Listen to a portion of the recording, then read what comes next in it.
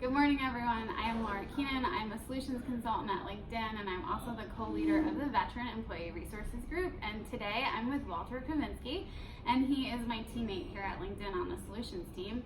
He is going to tell us a little bit about what it was like to enlist in the Air Force and then go to undergraduate at Penn State, and then be a recent grad entering the workforce. So, Walter, can you tell us what it was like to what your role was like in the military and what you do here at LinkedIn? Great. So I enlisted in the Air Force on the day of my high school graduation. Funny story, I actually swore in and I made it back for my graduation ceremony, so that was a pretty memorable day. And I spent 4 years mainly at Vandenberg Air Force Base, where I was stationed, and I worked as a 3 Alpha. What that means is I did a lot of administrative work as well as IT and network security in California. And today at LinkedIn, I'm a media solutions manager, like Laura mentioned, and what I do is I help companies leverage LinkedIn's advertising products to attract, engage, and ultimately hire new talent. So Walter went to Penn State, and some of the things that I learned from Walter was what it was like to actually be a student who is more mature in life and in his experiences when he was at Penn State. So what advice would you have for veterans who might feel frustrated about being among peers that are not maybe at the same point they are in their journey? Right. So totally true. Everybody, not everybody, but many of the people, many of your peers are gonna, appear to be so much younger than you are just because they haven't had the same type of life experience over the course of the last 4 years. It's just amazing what 4 years can do. But I would say just use that to your advantage. A lot of people are out partying 3, 4, 5 nights a week. Maintain the same discipline and regiment that you had in the military, working 5 days a week, and apply that to your studies. And live a balanced lifestyle. Obviously, there's time to have fun in college, and that's all part of the experience. But it shouldn't be 80% fun and 20% work. It should be the other way around, and that's what helped me out. So I think with that, to Walter's credit, he actually graduated early, and for those of you that aren't familiar with the GI Bill, it's a robust educational opportunity that is afforded to veterans, and it allows them to go to school at a public institution with their tuition paid for, as well as a housing stipend. And over 58% of veterans had joined the military because of the educational benefits, myself included. So Walter, tell us about how you accelerated your educational journey. And there's some reasons to do this. One is if you're a veteran, you can save some of that and use some of that benefit to use for graduate school, but it also gets you to the workforce faster. So how did you get through your courses faster than the 4 years? Yeah, well, I simply took summer courses my sophomore through senior year, and that allowed me to graduate a semester early. If I would have taken summer classes my freshman year, it would have been a year. So I would highly recommend it for anyone who's, obviously eager to join the workforce. So because Walter graduated early and he was out in the workforce, he was able to find an opportunity, and he used a lot of the resources that Penn State offered. And part of being able to use those resources, though, was because he had invested in his network. Can you explain what you did so that you could leverage some of those resources?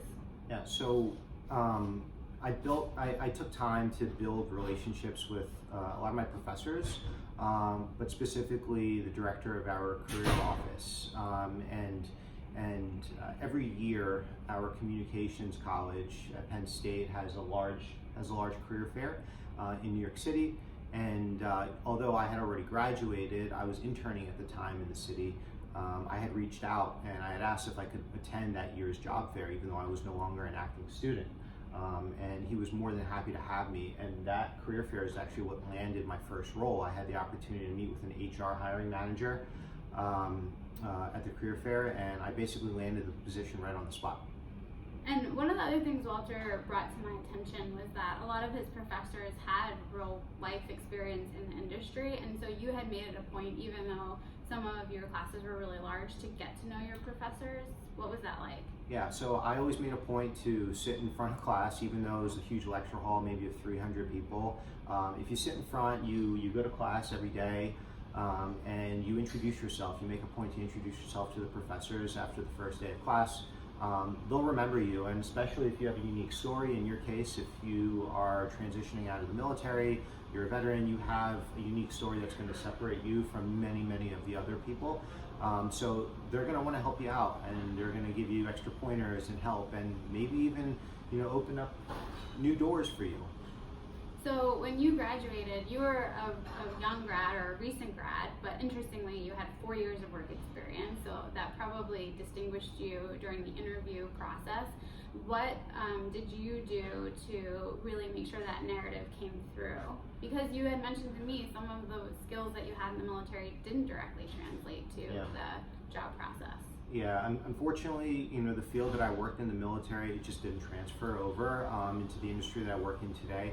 However, certain qualities and characteristics that every employer looks for, they want somebody that they can depend on, somebody they can trust with integrity, and somebody who works hard and is able to lead others at a certain juncture in their career. That's what the military offered for me. And also, I had unique opportunities while I was in the military. I was an amateur boxer, and I didn't boxed. know that.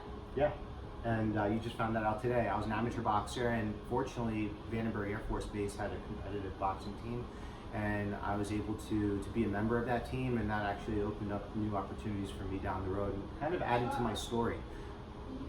So it sounds like because maybe the hiring managers that you met with didn't necessarily automatically zone in that you were a military veteran and a student, a recent grad, you actually had to kind of weave that in yourself.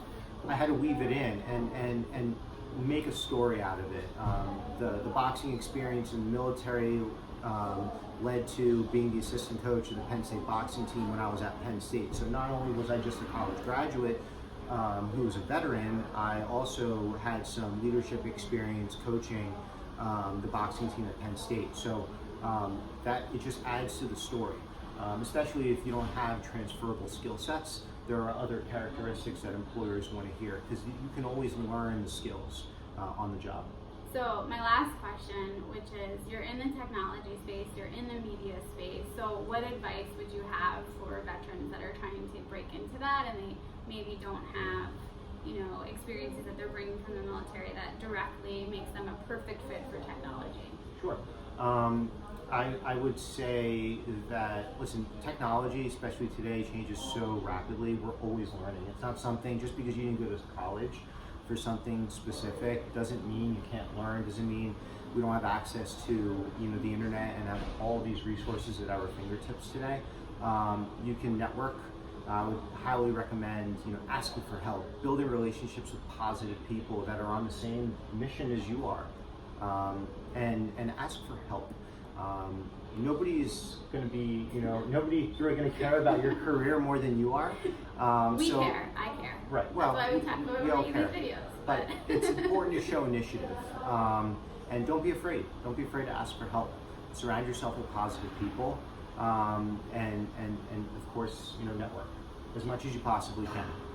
Well, thank you, Walter. I know that I learned a lot, and so we'll see you next week, everybody. Thanks for watching. Bye-bye. All right.